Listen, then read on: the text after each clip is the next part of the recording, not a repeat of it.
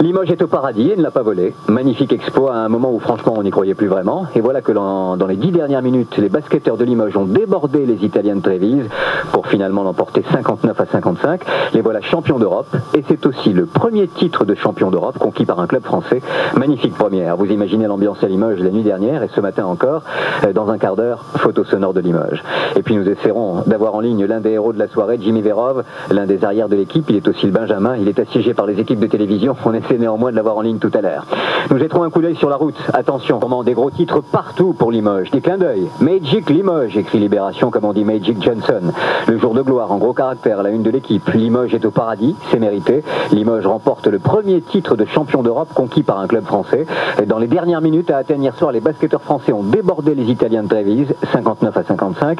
Et voilà ce que provoque ce score dans les rues de Limoges. C'était la nuit dernière et cela continue ce matin. Ambiance et photos, Alain Druot. Il y avait un jeu pour nous ce soir. Et merci à l'équipe, merci à tout le monde. Et bravo encore. Excusez-moi, mais je peux plus parler. Champion d'Europe, titre la montagne, CSP Simo ajoute l'écho du centre, Homérique écrit le populaire du centre, les journaux régionaux circulent et alimentent les commentaires des supporters qui ont conservé encore un tout petit filet de voix après l'hystérie d'hier soir. Écrit la joie, tout le monde était heureux, on a pu voir surtout un capitaine de l'équipe d'Akouri qui a explosé, qui était fou de joie, vraiment. Je n'ai pas vu le même et c'est bien, ils ont gagné, bravo, mais j'ai pas vu le match. Moi qui habite du côté de la rue Armand-Dupré, ça a été un aller-retour incessant avec klaxon, cris, chants, enfin c'est vraiment une chaude ambiance et c'est vraiment formidable. Il faut dire merci d'abord à l'entraîneur, vraiment un grand entraîneur, le plus grand qu'il y a eu Limoges. Et pour nous les taxis, c'est un plus bien sûr, parce que lors des matchs internationaux, ça mène de la clientèle, ça mène un certain plus dans notre recette. Demain à 11h, la population limougeaute, certainement mieux réveillée qu'aujourd'hui, rendra les honneurs aux joueurs lors d'un rassemblement devant l'hôtel de ville. Et la prochaine étape, c'est dimanche. Limoges reçoit en demi-finale du championnat de France Gravelines l'occasion pour le CSP de lancer sa troupe de Pom-Pom Girls, les CSP Girls, et son disque à paraître d'ici l'été. Alain Druot, Europe de Limoges, pour Europe 1. Alors Alain Acco, vous pourrez dire désormais, j'y étais. Oui, mais c'est eux qui étaient là-bas surtout. Ouais, ça a été dur pour les nerfs. Hein. Ça a été très dur pour les nerfs puisque c'est seulement à 7 minutes de la fin que Limoges, qui était un petit peu bousculé, il faut bien dire, par le favori Trévise, a pris l'avantage pour la première fois. Et là, on a vu un groupe formidable. Et puisque la gâchette s'était un petit peu enrayée, Michael Young, le tireur d'élite, avait quelques difficultés en début de rencontre. Et là, derrière, tout le monde s'est serré les coudes.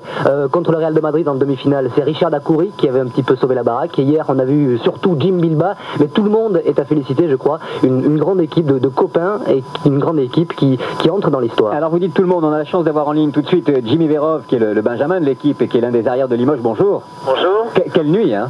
Quelle nuit, ça, je n'ai pas encore dormi. Fantastique. Dites-moi, racontez-nous, faites-nous rêver un peu, parce qu'à un moment donné, hier soir, on a tous cru, on vous regardait bien sûr, hein, on a tous cru que c'était fichu, quoi. À la mi-temps, tout le monde se disait c'est perdu. Oui, c'est vrai, mais j'ai une anecdote là-dessus, c'est qu'à Padoue, mon père avait joué la première Coupe d'Europe, la première Coupe Corac de Limoges, et il y avait 6 points de retard. Et ils avaient gagné ce match de 4 points ou 6 points.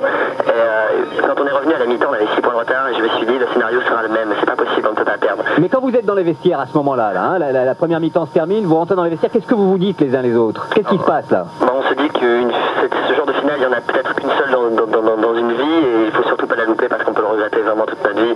Et on a vraiment resserré les rangs et on s'est dit, allez, on va tout donner pour justement ramener cette coupe à ce public qui la voulait tant. Mais ce qui était incroyable, c'est que la grande accélération, ce que vous nous racontez, ça se produit en gros 10 minutes avant la fin.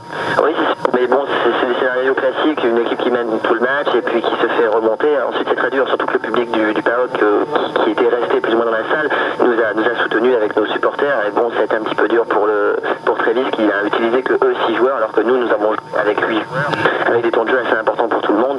Donc je pense que physiquement, on a été un petit peu le rouleau compresseur de Trévise. Il y a un moment donné où vous sentez les uns par rapport aux autres dans votre équipe l'ambiance qui bascule, où vous vous dites ça y est, là on est en train de le prendre? Mais c'est sûr, à partir du moment où on commence à remonter au score, le banc se lève, le public se lève, tout le monde se lève et les joueurs obligatoirement se sentent multiplier leur force multipliée par 4 et là à ce moment-là, comme je vous disais, c'est le rouleau compresseur de Limoges et ça c'était irrésistible. Ah là là, c'est formidable pour vous qui êtes le plus jeune de l'équipe là d'avoir vécu ça. Hein. Ah mais c'est ce que je disais avec mon pote Bernard Bilva, enfin du moins Jim. Ouais. Nous on commence par ce genre de titre, c'est-à-dire avec même Frédéric Forté, alors que bon Richard lui peut-être termine, donc c'est quelque chose de fantastique et d'ailleurs je rends hommage à ce grand capitaine qui est Richard Akouri. Vous êtes conscient un petit peu, là vous faites rêver beaucoup de jeunes aujourd'hui, que le basket d'abord ça devient un peu un phénomène de société dans notre pays? Ah mais tout à fait, et ça se soit au niveau des ventes, des baskets, etc. Le basket dans la rue devient un sport courant, mais je préfère voir les jeunes jouer au basket que de faire des bêtises.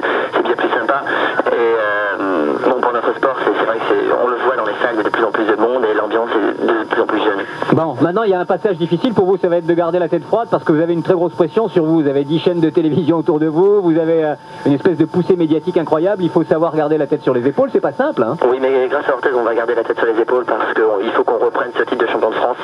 Il n'y a aucune discussion là-dessus. Il faut qu'on reprenne ce titre de champion de France pour pouvoir jouer de nouveau ce Final Four l'année prochaine. Bravo Jimmy, encore merci pour hier soir. Vous nous avez fait passer un bon moment, vous tous. Ok, au revoir. Ils sont sympas, hein. Ils sont sympas, ils sont travailleurs et ils vont aller loin. Et Orthez, bon, c'est dimanche à suivre aussi, bien sûr.